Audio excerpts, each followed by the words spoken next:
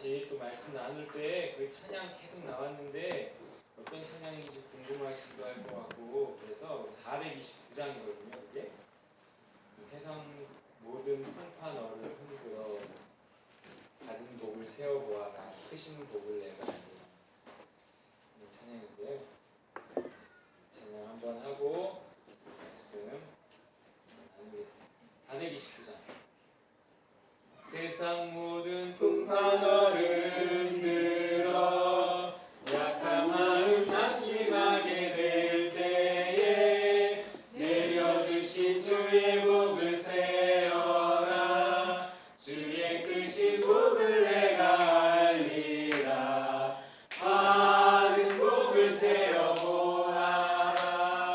크신 복을 내가 알리라. 받은 복을 세어 보아라. 주의 크신 복을 내가 알리라. 세상 근심 걱정 너를 누르고 십자가를 등에 지고 나갈 때 주가 내게 주신 복을 세어라. 두려움 없이 항상 찬송하리라. 받은 복을 세어 보아라. 크신 복을 내가 알리라. 받은 복을 세어 보아라. 주의 크신 복을 내가 알리라.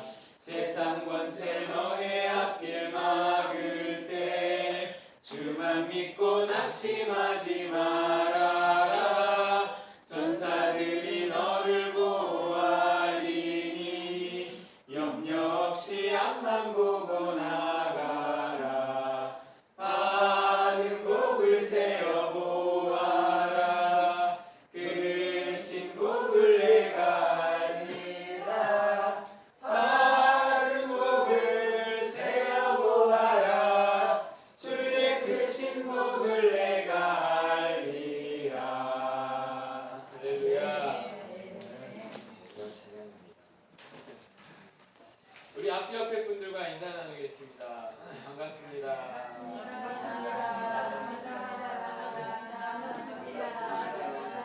감사합니다.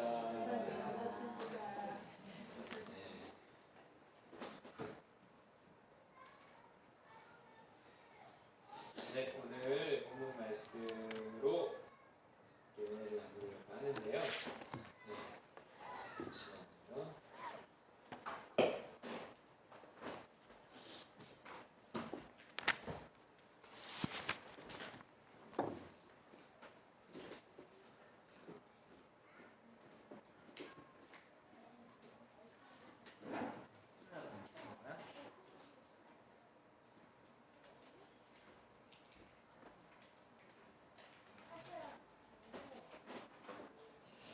황금어장 라디오스타라는 프로그램이 있어요. 보신 적 있으시죠? 예. 되게 오래 8년째 하고 있나 9년째 하고 있나 그런데 거기에 여러분 잘 아시는 JYP 박진영 씨가 출연했던 영상을 잠깐 이제 보여드리려고 해요. 이번 주에 봤어요. 누가 페북에 올렸길래 2013년 방송 내용인데요. 그가 3년이나 이스라엘에 있었다 그러네요. 되게 의외였어요. 그래서 놀 만큼 놀아봤어 라는 곡과 함께 그 곡을 짓게 된 배경에 대해서 말하는 거예요. 우리 한번 일단 보시겠습니다. 해프타임이라는 앨범인데요. 네. 전반전이 있고 후반전이 해프타임인데 전반전에 이제 무조건 한 가지 생각만 했던 것 같아요. 열심히 살아야지. 근데 해프타임이 되니까 이제 갑자기 그 생각이 밀려온 거죠. 왜 열심히 살지? 그러니까 열심히 살아야지 앞에 한 글자가 붙은 거죠. 왜? 그치, 왜? 그거를 이제 무시하고 살려고 그냥 살아봤는데 이게 점점 너무 괴롭히는 거예요. 그러니까 직면하고 이제 이스라엘에 가 있는 동안 이제 예수를 봤어요. 이제 3년 전부터 공부하기 시작했는데 첫 해는 창조를 가지고 이제 물리학을 하는 한 1년이 갔고 그 다음에 이제 진화론하고 창조론 갖고 지적 설계에서 1년이 갔고 마지막은 역사랑 맞추자. 그래서 이제 중동지방 역사랑 종교 자료들이랑 맞나 안 맞나 그 자료 확인하러 다시 준비했어요. 제가 그런 얘기 했습니다. 동거해보고 결혼을 해야 한다. 여기 가는 아직까지 생각이 지난 3년간 제가 생각했던 모든 거에 대한 성 문제, 결혼 문제, 연애 문제, 일, 모든 생각이 다 봤어서 지나간 모든 내 주장과 모든 내 논리가 그냥 어디서 쓰레기통에다 버리고 싶어요. 할아버지 자기가 좀 작아지는 느껴가는 게 아니고요. 앨범 타이틀곡 한번 얘기해 주시죠. 놀 만큼 놀아봤어요. 놀아봤어. 아니 근데 이게 놀 만큼 놀아봤어가 박수영 씨에 대한 어떤 그 성격이 있어가지고 박수영 씨는 뭐 파티라든지 뭐 그렇지 샴페인이라든지 뭐 여자 뭐 이런 쪽 노래도 이렇게 발표했잖아요. 그러니까 이렇게 실컷 이제 이런 노래를 발표하나? 이제 그만 오늘 이런 대화를 모르고서는 대중들은 그렇게 받아들일 수 있는 그런 좀 가능성이 좀 있다고 보는데 그건 어떻게 생각해요? 제목은 놀 만큼 놀아봤어지만 거기서 이제 시작되고 간 거는 왜 놀지가 아니라 왜 살지까지 간 거죠. 뭔가 목적이 있어야 되는데 정말 죽으면 끝인가? 그럼 내가 그냥 살다가 죽을 건가 그냥? 옛날에는 그게 안 불편했는데 어느 순간 불편해진 이유가 뭘까요? 잘 살았는데. 잘 살았는데 그렇게 다 고민도 하죠 사실은. 이거 잠깐 뭐 아까 뭐 저희도 봤습니다만 이게 박수영 씨가 놀만큼 놀아 박진영 씨한테 그 아이하고 이렇게 안고 있는 모습이 오늘도 잘 어울린다는 생각이 들었거든요. 제가 이제 셋 다 해봤더니 가장 허무했던 거는 다인들 사진이었고요. 그리고 뭐라고 보죠? 나중으로 왜? 해소는 아 그러면은 멋쟁이 뭐 이렇게 한국의 휴 같은 거 같이 그때 또 어디 갔지? 제일 오른쪽은 이제 전재산 다 어디로 사는 거. 저게 제일 행복하게 하더라고요, 셋 중에. 자리가 없을 때 예. 아니, 연기인데도 길바닥에 앉아있는데 어쩜 그렇게 아무 근심이 없고. 아니, 그거 역시 허무하고 허탈하니까. 마지막에 이제 저 때가 사실 제일 많이 입었죠. 뮤직비디오에도 이제 저 때가 제일 많이 입었는데, 전 재산을 다 어려운 사람한테 기부하고 거지가 됐는데도 영혼의 문제가 해결이 안 되니까 더 이상 방법이 없는 거잖아요. 그러니까 저 때 눈물을 많이 제일 많이 아니 썼어요. 그게 앞으로 이게 셋 중에 어떻게 가는 거야 이거? 어디로 가면 다음은 아닐 거야. 첫 번째가 이게 대장은 이제 여자고 이러기는 뭐 별로가. 거의 현재 결과만 상태예요. 머리로는 안 믿어져. 크리스천이 아니에요. 아직도 무교인데 난 믿어졌으면 제가 나는 무슨 종교인이다 할 텐데 머리로는 알겠는데 안 믿어지니까 너무 괴로운 거죠. 자, 오늘 우리 낯설을 위해서 특별한 무대가 왔는데 그러네요. 박지영 씨의 신곡입니다. 놀만큼 돌아봤어. 한번 들어볼까요?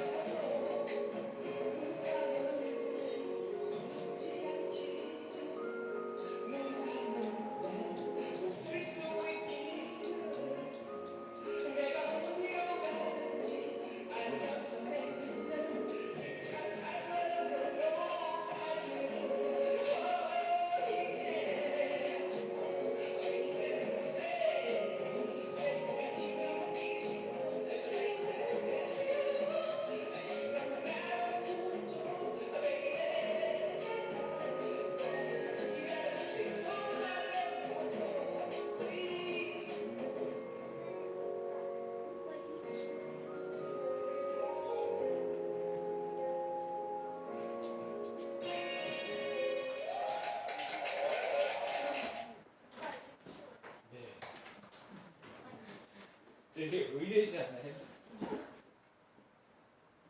물론 이제 3년 전인가 하는 영상이긴 한데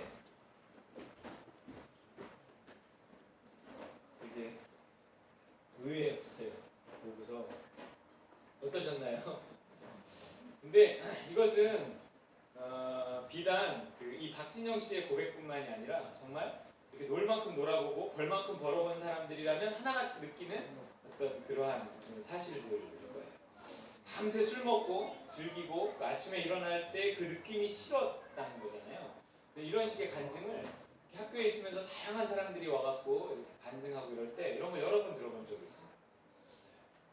그렇게 놀았는데 아침에 되면 그렇게 허전하다는 거예요. 채워지지 않는다는 거예요. 그럼에도 불구하고 보통 남자들은 저런 말을 들으면 이렇게 생각을 해요. 아, 나도 저런 공허함을 느껴보고 싶다. 다 소용없다 그러는데도 아, 나도 소용없다는 느낌을 가져보고 싶다. 이렇게 생각해요. 참 기묘하죠. 어쨌든 지금 이 박신영 씨가 말하는 공허함, 배고픔을 채울 수 있는 것은 뭘까요?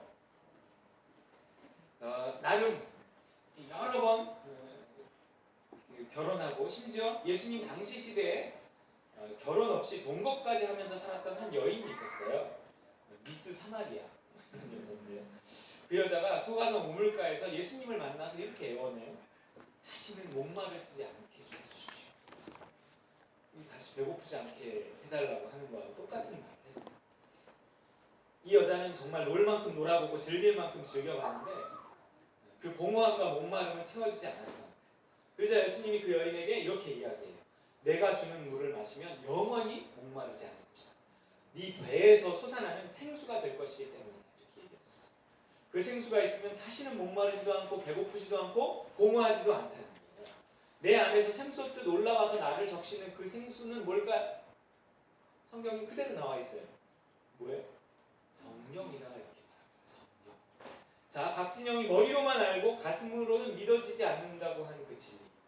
왜 지적인 동의는 되면서 심적인 동의는 되지 않는 걸까요? 왜 가슴은 뜨거워지지 않는 거죠? 뭐가 없어서요? 성령. 우리가 아는 지식이 다 있고 더 깊이 있는 것 같은데도 여전히 공허한 것은 그 지식과 함께 이 성령이 들어오지 않아서 그 잘 나가는 박진영 씨도 믿어지지 않는 것 같아요.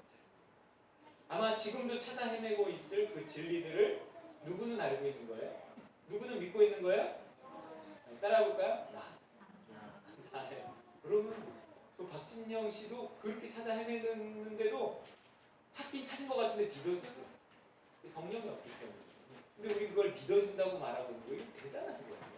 그럼 이게 마음대로 하고 싶다고 하는 거야. 여러분이 지금 알고 있고 믿고 있는 창세기 1장 6절. 태초에 하나님이 천지를 창조하시다. 이거 그냥 그러려니 그러지만 이거 안 믿어지면 절대 안 되죠. 예수님의 동정 나타나서 천국이 있는 거. 이 당연하게 우리는 그냥 생각이 드는 거. 이게요, 믿고 싶어도 믿지 못하고 알고 싶어도 알지 못하는 사람들이 허다하다는 얘기. 그가 이 말을 한 지도 벌써 3년이 지났는데 과연 박진영 씨는 진리를 깨달았는지, 지금 구원을 받았는지, Save me, save me. 나를 구원해줘, 구원해줘. 그리고 최근에 나온 어떤 뭐 그런 기사들을 보니까 작년의 내용인 것 같은데 이제 뭐 양자 물리학까지 이렇게 관심을 가지고 양자 물리학에 관한 이야기들도 하고 있어요. 양자 물리학 제가 이야기하잖아요. 그게 어떤 신앙과 연관이 되지 않으면 절대 풀려지지 않는 과학의 한계를 말하는 거거든요. 그것까지 하는 거예요. 워낙에 똑똑한 사람이니까 자유분방하고 똑똑하니까 자기의 사고의 한계를 갖지 않고 다양하게 접근해 보지만 믿어지지 않아요. 해결되지도 않고 답도 없어요. 우리도 자칫 지적인 동의만으로 신앙생활을 하는지 모르겠어요. 정말로 성령을 받고 성령이 주시는 어떤 참 만족을 가지고 배고프지 않고 목마르지 않게 내가 정말로 믿고 살아가고 있는지 돌아봐요. 늘 깨어서 점검해야 돼요. 자, 오늘요 성령을 충만히 받고 그 영혼이 채워진 사람들의 모습이 어떤지 본문이 말하고 있는 거예요. 진리를 아는 자들의 모습, 구원받은 자들의 모습이에요.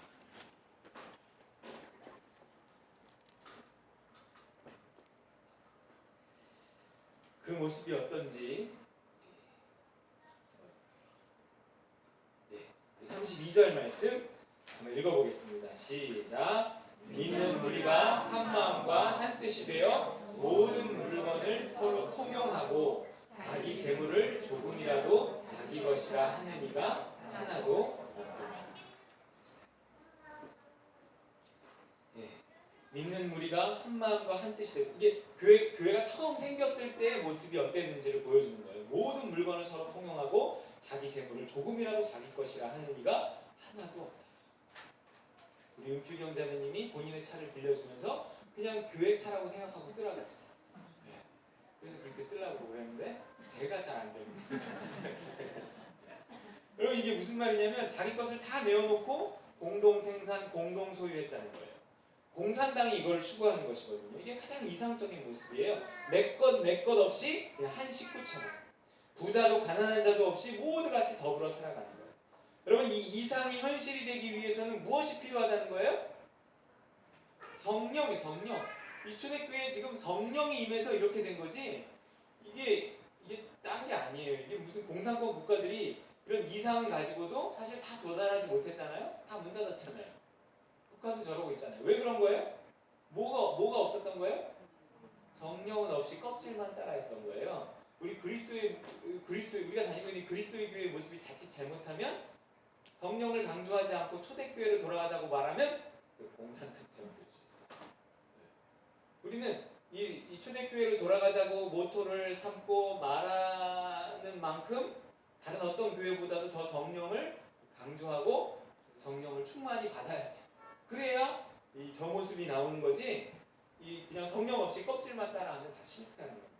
초대교회 이런 모습이 어떤 누구의 가르침이 좋아서 그런가요? 잘 배워서요? 세뇌당해서 그런 거예요? 사람들이 갑자기 이렇게 됐어요? 교육받아서요? 아니에요. 너무 자연스럽게 지갑이 하나로 만들죠. 무엇 때문이에요? 성령. 무엇 때문이에요? 사랑 때문에. 연인들이 이 초대교회의 모습을 오늘날 유일하게 찾을 수 있는 곳이 있다면 어떤 연인 사이나 가정이에요. 근데 이마저도 점점 사라져가고 있다는 거 아세요? 옛날하고 달라요. 연인 사이들이 예전하고 다르고 가정 모습도 예전하고 달라요. 연인들이 그럴 수 있고 가정이 조금이나마 내 것, 네 것 없이 그렇게 물질을 공동 소유, 공동 분배할 수 있는 이유는 그야말로 사랑 때문에. 근데 그 사랑을 주시는 분이 누구라는 거예요? 성령이에요. 초대교회 성령이 너무 충만하고 사랑이 너무 충만하니까 이렇게 될 수 있었다는 거예요. 성령이 임하시니 사랑이 임하고 사랑이 충만해지니 너무 자연스럽게 내 거, 네 거가 없어졌어요. 곳간에서 인신난다고 하지만요. 이게 꼭 돈이 있다고 이게 가능한 건 아니에요. 벌만큼 벌어봤어도요. 공허함이 어떤 채워지지 않은 상태에서 이렇게 자기 것을 내어놓을 수가 없는 거예요. 욕심을 버릴 수가 없어요. 오직 성령으로 충만할 때 그 충만하다는 것이 뭔가 채워졌다는 거잖아요. 우리의 공허함은요. 영혼의 공허함이기 때문에 아까도 자기의 영혼의 문제가 해결되지 않으니까 다 이게 소용없게 느껴진다 그러잖아요. 아무리 맛있는 것을 먹어도 채울 수 없어요. 아무리 자극적인 것을 해도 이게 채워지지 않아요. 영혼의 빈자리는 우리에게 공허함을 가져오는데 이것이 아무리 채우려고 해도 그 어떤 것으로도 채워지지 않아요. 그래서 배고픔이라고 말하고 있는 것이고 그를 성경이 목마름이라고 말하고 있어요. 영혼의 배고픔이고 영혼의 목마름이에요. 이게 아무리 맛있는 걸 해도요. 이게 안 채워져요. 그래서 집밥이라고 해요. 집밥. 왜 집밥이에요?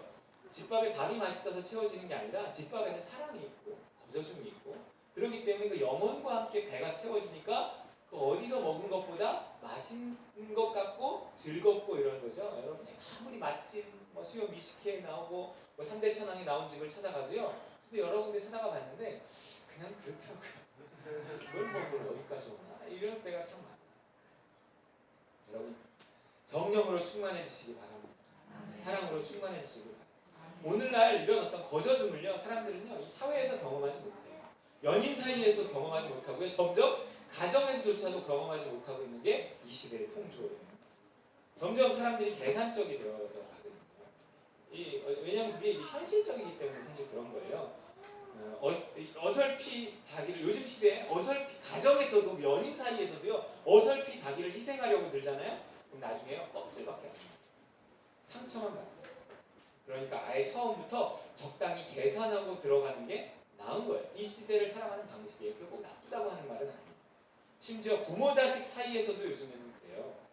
사랑이 식는데 옛날처럼 옛날 방식으로 살아갈 수는 없는 거거든요. 이 현실적이에요. 누구도 탓할 수는 없어요. 그럼 탈탈 털리고 자식에게 버림받는 부모들이 생기잖아요. 그거를 보고 그거를 예상하고 그렇게 탈탈 털릴 수는 없는 노릇이라는 거예요. 부모의 희생이라는 것들이 점점 현실성을 찾아가는 거예요. 방법은 각자가 알아서 하는 것이에요. 그러니까 믿음 만큼 한다 그랬는데 정말 그래요. 사랑만큼 하는 거지 그 이상 뭐 옛날에는 안 그랬느니 그랬느니 이런 말 이제는 소용이 없어요. 자식도 살아남아야 하고 부모도 살아남아야 하는 거예요. 더구나 100세 시대 아니겠어요? 요즘 젊은 부부들은요 결혼을 해서도 수입을 따로 관리합니다. 혹시 이 중에 그거 당연한 거 아니야? 그거 이상한 거예요? 뭐 이렇게 물어보는 사람이 있을 수 있어요. 네, 근데 예전에는 안 그랬단 말이에요. 예전에 어떤 내가 몇 년 전에 한 5년 전에 무슨 TV 프로를 봤는데 홍콩에 관한 이야기였어요. 근데 대만인가 홍콩인가 그랬는데 거기서는 부부가 다 대부분 맞벌이를 하고 그리고 생활비를 딱 반반씩 내서 이렇게 생활한다고. 대부분의 부부들이 그런다는데 굉장히 낯설었어요. 굉장히 이상했어요. 근데 지금은 많은 젊은 부부들은 그렇게 살아간다고 하더라고요. 이 또한 뭐가 맞는다, 그렇게 하면 된다, 안 된다, 이게 쉽지 않아요. 그만큼 사랑이 식어가는 세상. 그래서 자식도 잘 안 낳는 거잖아요. 사실 이렇게 부모 자식으로 엮이면 희생해야 되는데 하나면 족한 거예요. 걔를 위해서나 나를 위해서. 우리가 점점 잘 살게 되었다고 하는데 뭐가 정말 잘 살게 된 건지 모르겠어요. 여러분 어떤 것을 이게 당연하다고 생각하는 순간 그건 더 이상 좋은 게 아니거든요. 당연한 거지. 어려서부터 잘 살던 아이는요 커서 그것보다 못하면 자기가 살아왔던 그 삶보다 못하면 불행하다고 느낄지언정 어떤 자기가 누렸던 그 수준에서 삶을 누리면 자기가 행복하다, 잘 살고 있다 이런 걸 잘 못 느끼는 거예요.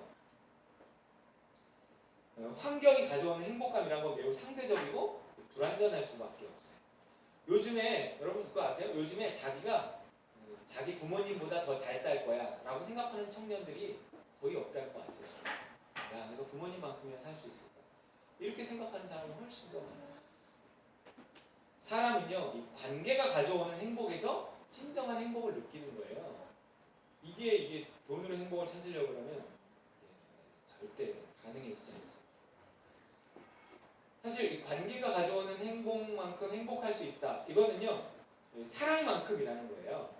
나는 사랑만큼 관계를 맺을 수 있고 관계를 맺는 만큼 좋은 관계를 맺는 만큼 행복해질 수 있다. 이 얘기는 지금 이 사랑이 식어가고 있는 이 시대에 우리는 점점 더 앞으로 우리 앞에 세대보다 점점 더 행복한 삶을 살게 된다는 거예요. 점점 더 불행한 삶을 살게 된다는 거예요. 사랑이 식어간다는 얘기. 돈은 점점 더 벌지 모르고 뭐 점점 더 생활은 편리해질지 모르겠지만 거기서 가져오는 행복이 아주 작다니까요. 관계가 가져오고 사랑이 가져오는 행복이 큰 건데 이 시대가 부는 늘어가는데 동시에 욕심도 늘어가고 사랑은 줄어가요. 그럼 우린 점점 더 행복해질 수 있는 가능성이 큰 거예요? 불행해질 가능성이 큰 거예요? 불행해질 가능성이 큰 거예요. 이 시대는 점점 불행해질 가능성이 큰 거예요. 사랑은 식어지고 있고요. 그래서 그 관계를 지극히 축소하는 시대에 살고 있어요. 우리가 무슨 페이스북 친구가 많고 뭐 카톡방에 뭐 사람이 수천 명씩 된다 그래갖고 그게 다 무슨 관계는 아닌 거예요. 저 이 설교를 준비하면서 그저께 한 시간도 넘게 이 카톡방에 이상한 이름들을 다 정리했어요. 기억 안 나는 이름들. 전화번호만 입력하면 다 뜨니까 들어와서 한 100명, 200명은 다 정리해버린 것 같아요. 이 중에 혹시 정리한 사람 없는 것 같아요? 그 정도로 정리하지 않았고 잘 기억이 안 나는 사람들은 다 정리했어요. 왜 이 사람 누구지? 다 정리가 되었어요. 100명, 200명은 되더라고요. 정말. 여러분 정말 지극히 관계는 축소하고요. 1인 가정이요. 정말 1인 혼자 사는 세대들이 정말 늘어나고 있고요. 그러면 점점 우리는 사실 불행해질 가능성이 큰 거예요. 1인 가구가 그렇게 늘어나고 결혼도 취업도 자식도 포기하는 삼포 시대잖아요. 무엇으로 행복해져요? 우리 그냥 맨날 핸드폰만 쳐다보면서 사는 거예요. 이번 주 김희자 집사님 카톡 프로필이 이거였어요. 제가 아주 공감했는데 뭐였죠? 김희자 집사님 카톡 프로필이었어요. 읽어볼까요? 함께 다른 말 이렇게 써놨더라고요. 그 배경사진이 봤어요? 그 배경사진이 아마 그 싸우는 모습이었다면 그 프로필은 이렇게 바뀌어야 될 거예요. 한 단어만 바꾸면 돼요. 뭐예요? 함께 다른 말 지금 이렇게 바뀌면 돼요. 여러분 사람이 사람을 행복하게 하지만 그 사람이 사람을 힘들게 해요. 사람을 통해서 천국을 얻고 사람을 통해 지옥을 우리가 경험하며 산다는 거예요. 우리는 사람을 벗어나서 행복을 찾을 수 없어요. 하나님의 사랑도요 혼자 있을 때가 아니라 이렇게 함께 있을 때 하나님의 사랑은 임하더라고요. 하나님의 나라가 우리 가운데 임하더라고요. 천국은 우리 가운데 있지 나 홀로 행복, 나 홀로 천국은 잘 없어요. 혼자 기도할 때 그리고 하루 종일 혼자 있을 때 은혜가 잘 안 임해요. 뭔가 누군가와 함께 이렇게 함께 할 때 이렇게 은혜가 임하고 행복이 임하고. 자, 성령이 임했는데 오늘 본문 말씀이에요. 성령이 임했는데 그 성령이 임해서 그 천국을 가장 먼저 경험했던 곳이 어디였어요? 그들의 가정이었을까요? 그들이 혼자 있을 때였어요? 아니에요. 어디에서 경험했죠? 교회예요, 교회. 오늘 본문 말씀은 교회의 모습을 나타내고 있는 거거든요. 성령이 임했는데 그 성령이 임해서 천국을 경험했던 곳이 가장 처음 교회였단 말이에요. 공동체였어요. 우리였어요. 우리. 오늘 말씀 그 모습을 보여주고 있는 거예요. 거저줌이 있는 곳 어디? 지금도 그때처럼 공동생산, 공동공배할 수 있을지는 몰라도 그 한 구절을 붙잡고 공동체 생활을 하는 그런 사람들 되게 많아요. 기독교인들 중에 우리나라에도 사실은 그런 공동생활을 하는 분들이 있거든요. 그런 공동체 마을에도 가봤어요. 전체가 다 그냥 기독교 신앙으로 이렇게 뭉쳤어요. 그리고 학교도 만들었고요. 공동생산, 공동분배 뭐 이렇게 살더라고요. 되게 신기했어요. 근데 그게 오래 유지되기는 참 어렵다. 공동체에서 그거에 관심이 좀 있어서 책을 많이 봤는데 그 책에 하나같이 하는 말은 같이 더불어 살아간다는 건 참 좋은 일임에도 불구하고 참 어려운 일이다. 이게 항상 그 모든 책들의 결론이었어요. 그렇지 않겠어요? 늘 충만할 수는 없는 거거든요. 모두가 성숙한 건 아니거든요. 그럼에도 불구하고 그런 도전 속에서 사람들의 신앙이 다른 사람들보다는 더 잘하는 것 같아요. 못 견디고 나가는 사람도 참 많다고요. 근데 그것을 공동체 생활을 꼭 해야 된다기보다 우리 이런 교회 안에서도 얼마든지 그런 도전을 해볼 수 있는 겁니다. 사실 이게요, 이런 거저줌, 이게요, 요즘에는 아까도 이야기했지만 세상에서는 더더군다나 경험하기 어렵고요. 그래서 그런 비슷한 회사 나오면 막 난리가 나잖아요. TV에서, 인터넷에서 어떤 회사, 그런 회사가 막 계속 늘어나진 않더라고요. 네. 맨날 나왔던 그 회사 또 나오고 막 페이스북에 나오면 뭐 다큐멘터리에 나오고 무슨 어디에 또 나오고 맨날 그 회사야. 여러분, 근데 이게 늘어나질 않더라고요. 이게 세상에서도 이 거저줌은 경험할 수가 없고요. 요즘에는요, 이게 연인 사이에서도 가정에서도 어디서도 이 거저줌은 이게 쉽게 경험할 수가 없습니다. 여러분, 이 거저줌을 어디서 경험해야 된다는 거예요? 그 사랑을 어디서 맛봐야 된다는 거예요? 교회에서 맛봐야 된다는 게 오늘 본문 말씀이 우리에게 해주고 있는 교훈이에요.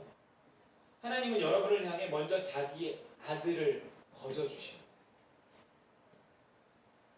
또 그 아들과 함께 여러분 한 주간의 은혜를 거저주셨어요. 그래서 살아가게 하셨어요. 그래서 여러분은 그 은혜에 대한 보답, 감사함의 의미로 여러분의 시간과 물질을 들여서 지금 이 자리에 앉아있는 거잖아요. 그래서 이 예배는 하나님을 향한 우리의 거저줌이고요. 또한 이 안에는 우리를 향한 하나님의 거저줌이 무엇이었는지 계속 반복해서 말하고 경험하고 그런다. 여러분, 사랑의 의미를 생각하고 거저줌을 경험할 수 있는 곳이 교회가 되어야 한다는 거예요. 그래서 여러분, 수련회 회비도 안 받고요. 뭘 해도 돈 내라고 안 하는 거예요. 교회는 거저줌을 경험해야 돼요. 이미 냈어요. 그렇잖아요? 그러면 다들 헌금 성의껏 하셨는데 뭘 걷어요? 일단 기본적인 생각은 그렇다는 거예요. 근데 요즘에 웬만한 교회들에서 거저줌을 경험한다는 거는 쉽지 않아요. 교회가 커지면 더 그래요. 정말 큰 교회는 밥을 다 사먹어요. 밥을 안 주는 교회도 많고요. 현실적으로 쉽지 않기 때문에 그렇다. 교회란 자고로 사랑을 경험하는 거예요. 그래서 거저줌을 맛보는 곳이 되어야 한다. 이게 오늘 사도행전의 제일 처음 교회의 모습을 말해주면서 뭘 말하냐면 거저줌을 말하는 거예요. 여러분, 누가 자기의 사역비로 뭘 했다고 해도 마찬가지예요. 그걸 받는 입장에서는 고마워해야지 뭐 사역비로 했겠지 뭐 절대 이런 마음가짐. 부모님도요, 여러분 늘 살아계신 건 아니고 또 같이 사는 것도 아니기 때문에 부모님을 통한 거저줌을 늘 경험할 수 있는 건 아니에요. 부부 사이나 부모 자식 사이에서도 늘 좋은 것만 아니기 때문에 이런 거저줌이 늘 있지 않아요. 우리는 더더욱 그래서 이 교회에 와서는 이런 사랑을, 이런 거저줌을 맛볼 수 있게 해야 합니다. 그래서 교회 밥은요, 맛있을수록 좋다고 생각해요. 실제로 거저줌을 느낄 수 있는 거는요, 이런 예배 시간도 은혜를 받지만 이 밥 먹는 시간은 거저줌을 실제로 느낄 수 있는 시간이잖아요. 그 밥을 돈 내고 먹는다고 생각해 보세요. 그러면 저기 처음에 이렇게 바구니 놓고 저기서 누가 돈 받는 사람이 있어갖고 5,000원씩 내고 이렇게 밥을 탔다 먹는다고 해요. 지금만큼 맛있을까요? 사 먹는 밥은 그렇게 맛있을 수가 없어요. 여러분 거저줌이 맛있는 건 공짜라서 꼭 좋은 것이 아니라 거기에 사랑이 느껴져서 사랑이 우리의 영혼을 채우면서 동시에 그 밥이 우리의 배를 채우면 굉장히 좋거든요. 굉장히 행복한 거예요. 그래서 교회 애찬이라는 것이 식사라는 것이 그렇게 중요한 거예요. 성경에 성경에 성찬이라고 나오는 것이 우리는 요거라고 생각하지만 성경이 말하는 그 성찬은 우리가 말하는 저 애찬을 실제로 말하는 것이었어요. 식사였어요, 식사. 그래서 우리는 이 성찬과 저 애찬을 합쳐서 진짜 성찬이 되는 거예요. 내가 그냥 밥 먹고 가라는 의미에서 이렇게 말하는 게 아니라 정말 초대교회는 식사를 굉장히 중요하게 생각했어요. 그래서 바울이 고린도 교회를 책망할 때 식사를 하는데 사람들이 그때는 먼저 식사를 했어요. 예배를 먼저 드린 게 아니라 먼저 와서 식사를 하는데 주인들이 먼저 와갖고 자기들 이렇게 먹을 거 가져와갖고 이렇게 같이 다 먹고 다 치워요. 근데 종들은 이렇게 다 치우고 오느라고 뒤늦게 와요. 그러면 종과 주인이 함께 예배를 드렸거든요. 근데 종들은 나중에 와보면 먹을 게 없는 거예요. 그러면 마음에 삐진 거예요. 배고픈 채로 예배를 드려요. 그럼 상처받는 거예요. 바울이 그걸 책망한 거예요. 그게 그 성찬에 있어서 가장 잘못된 점이고 그런 식으로 성찬을 할 거면 성찬을 하지 말라고 했어요. 그리고 그런 식으로 성찬을 했기 때문에 아픈 사람도 있고 약해지는 사람도 있고 죽는 사람도 있고 그랬다고 했어요. 그게 바울이 그걸 갖고 그렇게 화를 냈던 거예요. 야 교회가 어떤 곳이야? 교회는 거저줌이 있는 곳이야. 교회가 어떤 곳이야? 교회는 사랑이 있는 곳이야. 근데 니들 주인들은 먼저 와서 먼저 먹고 종들은 나중에 와서 꼴쫄쫄 굶으면 그게 교회야? 때려쳐! 신경질. 그럼 교회는 그래서 그런 거저줌이 그런 사랑이 가장 중요한 거예요. 와서 앉아서 예배 1시간 드렸다고 예배 많이 드렸다고 그 교회가 사랑이 없는 곳은 교회가 아니고 거저줌이 없는 곳은 교회가 아닙니다. 그래서 밥이 중요해요. 그래서 애찬으로 간식으로 봉사하시는 분들은 아주 중요한 일을 하고 있는 거예요. 이렇게 여러분이 거저줌을 경험했으니까 또 나가서 그렇게 할 수 있는 거예요. 교회 안에서 예수 그리스도를 통한 하나님의 거저줌을 경험하잖아요. 또 그 사랑을 받은 자들이 함께 나누는 어떤 거저줌을 경험하면서 우린 나가서 그 거저줌을 실천할 수 있는 힘을 얻는 겁니다. 네, 여러분 밥만 거저주는 것이 아니에요. 우리 서로 사랑을 가지고 사랑만큼 믿음만큼 나눌 수 있어요. 교회에 와서 행복하면 좀 힘을 얻어가는 것 같지 않아요? 여기서 사랑을 얻고 사랑을 경험하고 이러면 그 힘을 가지고 나가서 사랑할 수 있는 거지 교회에서도 경험하지 못하는 사랑을 어떻게 나가서 어떻게 가정에서 경험할 수가 있겠어요? 좀 힘 얻어가는 것 같지 않나요? 우리 필경자매님만 맨날 힘 얻어가는 거 김희자 집사님이고 아니 다 그렇죠? 힘 얻어간단 말이에요. 그래서 우리 교회는 하나님이 기뻐하시는 교회입니다. 그래서 우리 교회는 기도만 하면 응답받는 교회입니다. 수요일날 정말 권영재 집사님이 날씨를 위해서 기도하자고 했을 때 내가 왜 그 생각을 못했지? 더우면 기도해야 된다고 생각하지 않고 에어컨을 사야 해. 그래서 에어컨 없는 집 얼마나 힘들어. 이 생각만 했지 기도해야 된다고 정말 생각을 못했어요. 근데 딱 기도하자고 했을 때 내가 왜 그 생각을 못했지? 이렇게 하면서도 그냥 그리스도인으로서의 의무지 이런 생각을 했지 정말 비가 그렇게 올 거라고 아니 그렇게 가을이 갑자기 올 거라고 생각을 하지 못했어요. 권영재 집사님이 혼자 기도할 때는 비가 찔끔찔끔하는데 수요일날 같이 기도하니까 비가 그렇게 아까 수요 예배 기도했다는 얘기 안 하셔 가지고 제가 당황했는데 혼자 기도해서 비 오고 왔는데 아니에요. 같이 기도했어요. 그래서 솔직히 이 말을 하면서 좀 웃기긴 한데 그래도 어떤 우리 그걸 보면서 우리 교회 기도가 뭔가 있긴 있는 것 같다. 이런 거는 그런 사건들이 자꾸 반복되니까 조금씩 정말로 느끼는 거예요. 네, 그러면서 소망이 좀 더 커져요. 좀 더 큰 걸 가지고 기도해요. 단톡방에 좀 더 큰 걸 가지고 기도하세요. 그런 의미에서 우리 이수정 집사님 건강을 위해 기도해달라고 내놨단 말이에요. 꼭 기도해 주시고요. 우리 김보배 권사님, 네? 김보배 권사님 최소 5년. 10년 사셔야 돼요. 5년 이상을 살았습니다. 5년만 살아도 기적이잖아요. 지금 1년 살기도 바쁘다고 그러시는데 이제 60이신데 지금 돌아가실 수 없잖아요. 그러니까 우리 교회가 정말 소망을 품고 기도했으면 좋겠어요. 이 비가 김보배 권사님을 향한 어떤 소망을 품으라고 어떤 이런 일이 일어나는 때문일지도 몰라요. 하나님이 어떤 아브라함에게 그 아들의 약속을 주실 때 그 아브라함이 이삭에 대해서 진짜 믿기까지는 그 과정이 있었거든요. 그냥 처음부터 이삭이 아니었어요. 그 과정을 통해서 아브라함이 믿음이 이렇게 자라났어요. 기도하고 응답받는 사건이 자꾸 있으니까 점점 배짱이 커진 거예요. 그러니까 나중엔 아들을 준다고도 믿었어요. 100살 후에. 그리고 아들을 낳았단 말이에요. 그러니까 지금 자꾸 김보배 권사님이 그냥 이대로 저렇게 우리 폴 형님이 뛰어다니면서 얼마나 불가능한가를 확인하고 계시는 것도 그것이 얼마나 불가능한가를 확인하는 게 굉장히 중요하거든요. 그래야 그것이 가능하게 됐을 때 하나님 영광 받으실 수 있기 때문에 기도했으면 좋겠어요.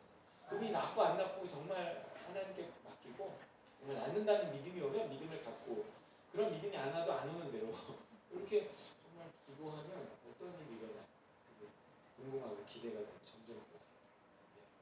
그렇기 때문에 여러분 기도 제목을 내시고요. 그리고 그 기도 제목이 어떻게 응답되는가를 보시고요. 정말 서울을 낼 겁니다. 서울. 야, 우리 교회는 정말 기도 안 돼. 무슨 일도 됐고 무슨 일도 됐고 무슨 일도 됐다 그러면 안 오겠어요 사람들이. 이 초대교회가 다 그 모습이에요. 자, 그렇게 성령이 임하고 그렇게 사랑이 임하는 것. 그래서 거저줌이 있는 그곳 거기에 하나님은 사람들을 보내주고 계시다. 이 본문이 그 얘기예요. 그렇지 않아요? 나도요 내 자식 학교다운 학교에 학원다운 학원에 교회다운 교회에 보내고 싶은데 사실 하나님도 하나님 누군가를 구원하고 하나님의 자녀로 창세전을 택했다면 어떤 교회가 보내고 싶을 텐데 교회다운 교회에 보내고 싶을 거란 말이에요. 근데 우리 교회에 금방 이렇게 사람이 안 차는 이유는 아직 너무 조금 급한 감이 없지 않고 또 교회다움을 규정하는 게 하나님은 우리 교회를 보면 정말 교회답다 이럴 텐데 사람들은 교회다움을 규정하는 게 우리랑 좀 기준이 다르다는 거예요. 그래서 당장은 우리 교회가 사람이 채워지지 않는 게 사실이지만 사람이 교회다움을 규정하는 건 좀 이렇게 보이는 것에 좀 많은 비중을 두잖아요. 그래도 하나님이 정말 고르고 골라서 좋은 사람들을 보내주고 계시고 또 보내실 거라고 믿습니다. 여러분 그 고르고 골라서 보내주신 사람이 누구냐고요? 누굴 것 같아요? 주변을 한번 둘러보세요. 자, 검지손가락 한번 펴보세요. 여기 정말 이 사람 정말 고르고 골라서 우리 교회에 보내주신 사람 같아요. 검지손가락 펴보세요. 하나 둘 셋 하면 주변을 둘러보고 찍는 거예요. 자, 하나 주변을 둘러보세요. 어떤 사람 찍었어요? 정말 저 사람은 너무 귀한 사람이라 고르고 골라 하나님 보내주신 사람. 고르곤 졸라 피자. 그 피자 먹을 때 항상 그걸 고르곤 사달라고 졸라 이렇게 생각해요. 자, 그래서 해물찜을 생각해. 해물찜. 해물찜. 해물찜 여기 햄 있잖아요. 해물찜. 자, 배불러 햄이에요. 해물찜. 자, 보세요. 손가락을 펴서 펴시면 안 돼요. 자, 손가락을 펴보세요. 야, 정말 이 사람은 정말 하나님이 고르고 골라서 우리 교회 보여준 사람 같다. 하나 둘 셋 하면 찍는 거예요. 누구지? 자, 시작. 하나 둘 셋.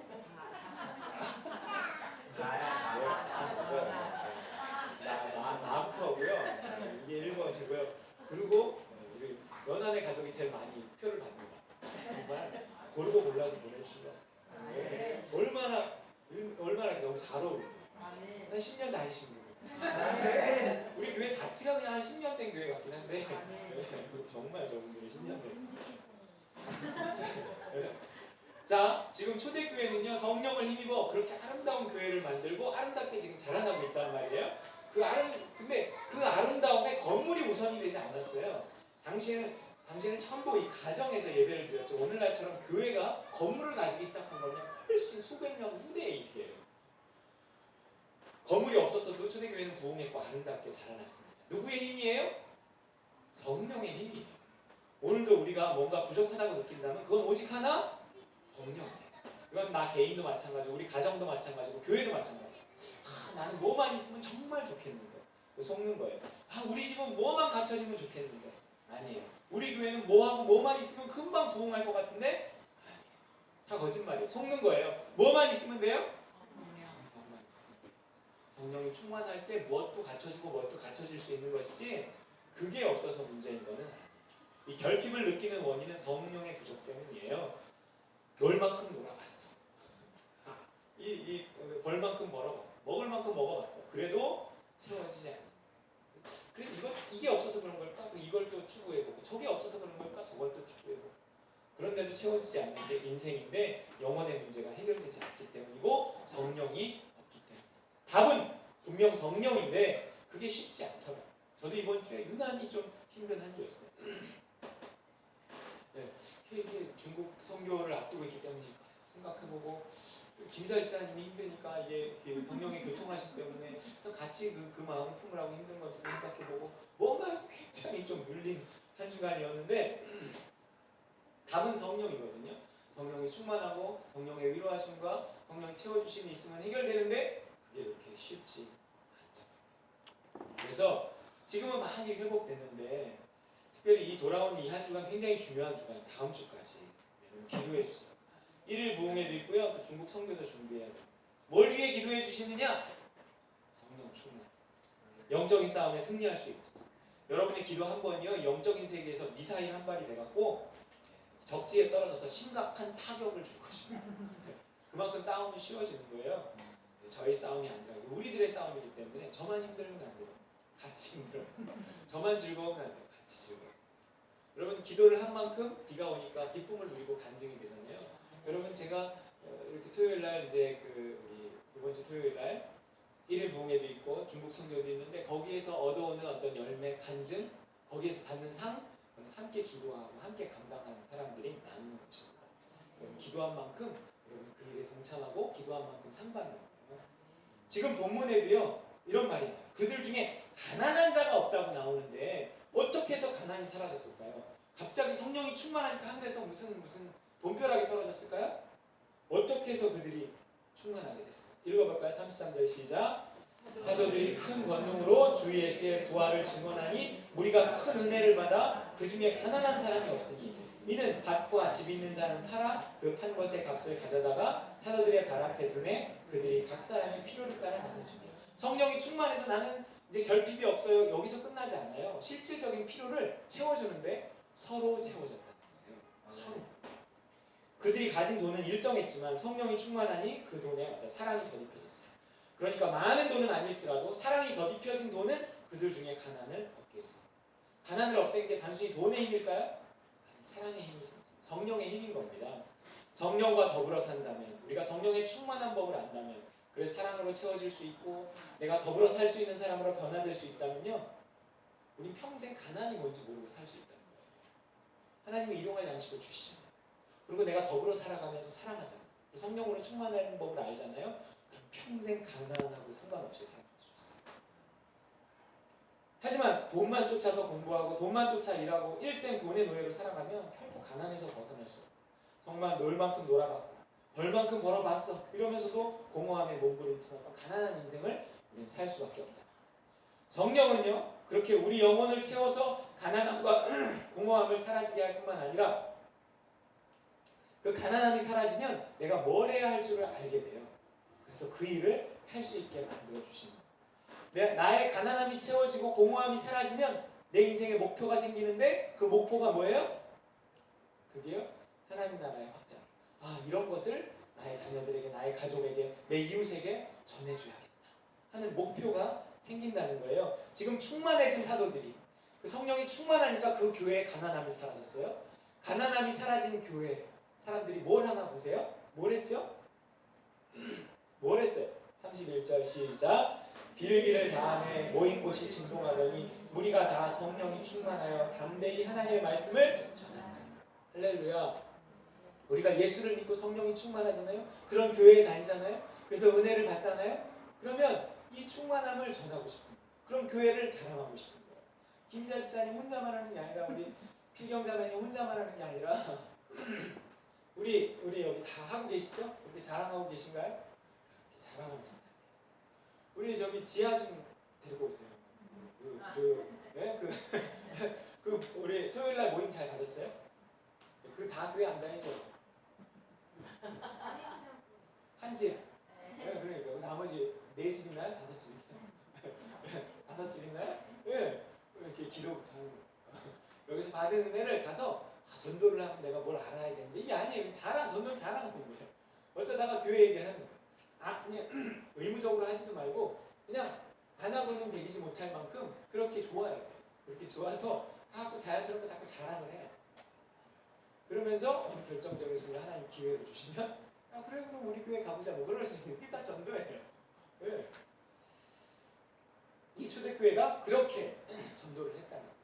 뭔가 충만하고 가난함이 채워지고 뭔가 기쁨이 넘치고 행복하니까 그걸 나가서 자랑하는 거예요. 이게 너무 자연스럽게 이루어졌어요. 이게 사도행전 1장 8절에 나온 예수님의 예언 그대로 이루어진 거예요. 사도행전 1장 8절이 뭐죠? 시작! 오직 성령이 너희에게 임하시면 너희가 권능을 받고 예루살렘과 온 유대와 사마리아와 땅끝까지 이르러 내 증인이 되리라. 예수를 믿고 성령을 선물로 받잖아요. 네. 우리 연아 아빠에게도 성령이 있고 연아 엄마에게도 성령이 있어요. 잘 못 느껴도 그걸 점점 내 안에 하나님의 영이 있다고? 그러면 그 성령이 무슨 일을 하시는 걸까? 하나님 도와주세요. 이렇게 기도를 하면 그 성령을 인정하는 사람에게 역사하시거든요. 그럼 성령이 내가 네 안에 있다. 내가 너를 돕고 있다. 이렇게 드러나세요. 그 성령이 충만해지고 그러면 하나님의 사랑이 충만해지는 것이고 그러면 뭐가 있냐면 사랑, 그 기쁨이 있고 거저줌이 있고 그리고 그 행복을 이렇게 다른 사람에게 자랑하고 싶은 마음이 자꾸 생긴다는 얘기를 지금 하는 거예요. 그러면서 성령이 너에게 임하시면 뭐가 되어 결국 증인이 되는 거예요. 경험한 걸 말하는 거지 알고 있는 걸 단순히 말하는 게 아니에요. 증인은 보고 듣고 만진 것을 증언하는 거지 단순히 전해 들은 것을 말하는 사람은 증인이 될 수가 없어요.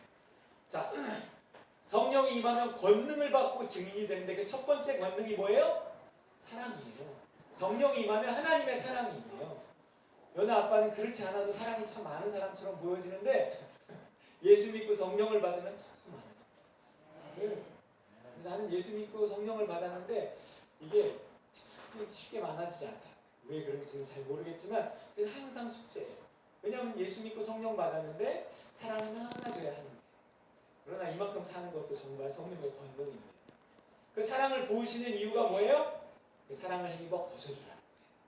우리의 이웃에게 또 교회 안에서 그 사랑을 힘입어 거저주라는 거예요. 거저줌이 있는 곳에 하나님의 나라가 임하잖아요. 그래서 하나님의 나라를 만들라는 거예요. 여러분의 가정을, 여러분이 있는 직장을, 특별히 여러분의 교회를 하나님의 나라로 만들라고 성령을 주시고 권능을 부으시고 하나님의 사랑을 주시는 거예요. 자, 두 번째 성령이 주시는 권능이 뭘까요? 그 권능은 또 뭐냐면 그 권능은 능력이에요. 진짜 어떤 능력이에요. 그 병을 고치는 능력이고 막 우리가 기도하면 막 이렇게 비가 오고 가을이 오고 막 이런 능력이고 네, 우리가 기도하면 어떤 사람이 치료받고 이런 능력이 정말 있어요. 네, 그래야 정말 신기한 거예요. 어떤 우리 교회 어떤 분이 있는데 어떤 분의 언니가 있는데 정말 이렇게 했거든. 근데 우리가 어느 날 목사님 기도하자고 같이 그냥 기도했고 반신반의했는데 어느 날 그분 뭐 이렇게 되는 거예요. 사실 이런 게 있어야 그 듣는 사람들도 야 우리 교회 분위기 좋아 와봐. 이런 거는 분위기 좋은데 뭐 거기만 좋냐? 뭐 이럴 수 있는데 우리 교회에 이런 일이 있어. 그러면 정말 사람들이 소리짓단 말이에요. 그런 정말 그런 성령이 주시는 권능으로 어떤 일들이 교회 안에 자꾸 일어나요. 교회의 이름으로 일어나야 우리가 증인이 될 수 있는 거예요. 나가서 말할 수 있죠. 너무 놀라는 것은요 말하지 아니할 수 없는 거예요. 말하지 아니할 수 없는 거예요. 그게 성령이 하시는 일입니다. 우리가 기도할 때 어떤 성령의 권능이 어떤 기적이 일어날지 몰라요. 왜? 증인들. 지금 성령이 임해서 우리가 이렇게 거저짐이 있고 사랑이 있잖아요. 이거를 넘어서는 어떤 성령의 권능과 능력이 또 나타나요. 믿는 사람만 나가서 말할 수 있단 말이에요. 그러니까 여러분 그것이 우리의 것 내 것이 되어야 돼요. 자, 저도 좀 경험해보고 싶어요. 그래서 정말 교회란 이런 거구나. 내가 이때까지 교회를 다니고 신학을 하면서도 교회란 이런 거구나. 이거 잘 못 느끼고 솔직히 살았던 게 사실이에요. 나 느껴보고 싶어요. 그리스도의 이래서 교회를 그리스도의 몸이라고 하는구나. 이걸 나 좀 느껴보고 싶어요. 그래서 나도 그렇게 좀 확실히 알고 전하고 싶습니다. 오늘 이런 교회의 모습을 사도행전은 보여주고 있습니다. 살아있는 교회, 진짜. 이게 많은 시간이 걸린 게 아니었어요. 네. 교회가 시작되자마자 그런 거였어요. 많은 돈이 든 것도 아니었어요. 오직 성령이 너희에게 임하시면 그랬다. 우리 교회가 교회다운 교회를 되는데 우리 교회가 교회다운 교회가 되려면 좀 이제 사람들도 어느 정도 모여야 되고 또 뭐 건물도 어느 정도 있어야 되고 그래야 교회다운 교회가 되는 게 아니에요. 성령이 너희가 교회를 교회답게 만드는 것은 다른 외적인 요인이 아니라 1차적인 요인이 뭐라고요? 성령이에요. 성령이 충만한 거기에 사랑이 있고 하나님의 능력이 나타나면 하나님의 영광이 드러나고 그리스도의 증인되는 사람들이 생기면 거기가 교회. 하나님은 그런 교회 사람을 보내지 않겠어요? 건물이 있고 화려한 교회에 사람이 간다면 뭐 화려해서 갔다 그럴 거예요. 그래서 역시 교회가 건물이 좀 일단 있고 가야 돼. 이게 이때까지의 컨셉이었어요. 근데 이제는 그런 컨셉이 안 통해요. 건물이 있다고 사람들이 교회를 안 가더라고요. 그런 컨셉을 가지고 뒤늦게 건물을 지었다가 쫄딱 망해서 빚 못 갚고 교회가 경매에 나오는 게 지금 굉장히 많아요. 굉장히 많아요. 경매권 10개 중에 한두 개는 꼭 교회에 낀다. 이런 발견이 있어요. 여러분 이제는요 우리 교회 같은 컨셉이에요. 거기는 정말 건물도 없고 아무것도 없는 것 같은데 정말 거기 가면 내가 어디에서도 얻을 수 있는 그런 거저줌을 맛볼 수 있어. 거기에 가니까 사랑이 있어. 내가 일주일 내내 지친 채로 교회를 가면 정말 교회에서 나는 뭔가 다른 걸 얻을 수 있어. 교회가 굉장히 영적이야. 뭔가 이런 게 이제는 진짜 교회가 된다. 그게 이제 초대교회의 모습입니다. 그게 그렇게 초대교회의 모습 보여주는 것이 오래 걸리지 않았다는 거예요. 성령이 임하니까 그렇게 됐어요. 우리 교회도 마찬가지. 오직 성령이 너희에게 임하시면 3년간 이스라엘 가서 공부했다고 10년간 신학했다고 아는 게 아니에요. 성령이 너에게 임하시면 너희가 공부합니다. 그런데 그 성령이 누구에게 임하셨냐면 기다리는 자에게 임했다는 거예요. 언제 임하셨냐면 기도하는 가운데 임했다는 거예요. 이제 믿고 세례받았어요. 예수님의 이름이 있어요. 기도해야죠. 기도해서 성령 받아요. 성령은 충만히 받아야 돼요. 그래서 그 안에서 사랑이 넘치고 능력이 나타나야 돼요. 그래서 그리스도의 증인이 돼요. 그럼 나머지 하는 일도요 모두 하나님께서 형통하는 거예요. 그래서 오늘도 우리가 이런 말씀들을 근거로 믿음을 가지고 성령을 사모하며 기도할 때 성령이 임합니다. 한 번 임하고 끝나는 것이 아니라 아침마다 새롭고 늘 새롭게 날마다 순간마다 이렇게 성령을 사모하며 임하시는 충만히 역사하시는 거예요. 그 성령을 힘입어 살며 사랑하며 우리가 증인이 되는 겁니다. 이것이 성령의 시대를 살아가는 우리 크리스찬들의 임무예요. 삶이에요. 이렇게 살아가는 거예요. 우리는요 성령을 사모하고 성령을 힘입어 사랑하며 그 능력을 나타내고 그래서 그리스도의 증인이 되고 그래서 하나님이 풀어주시는 삶을 살아가는 거예요. 그래서 이 가을 여러분 좀 더 말씀에 집중하고요. 이제 가을이에요. 좀 더 여러분에게 이제 뭔가를 요구할 거예요. 우리 말씀 자 기도하자 이렇게 할 거예요. 그래서 이 가을 좀 더 말씀에 집중하고 좀 더 기도하면서 우리가 불러온 이 가을을 좀 누리면서 귀한 열매 맺는 저와 여러분들 되시기를 주님의 이름으로 축원드립니다.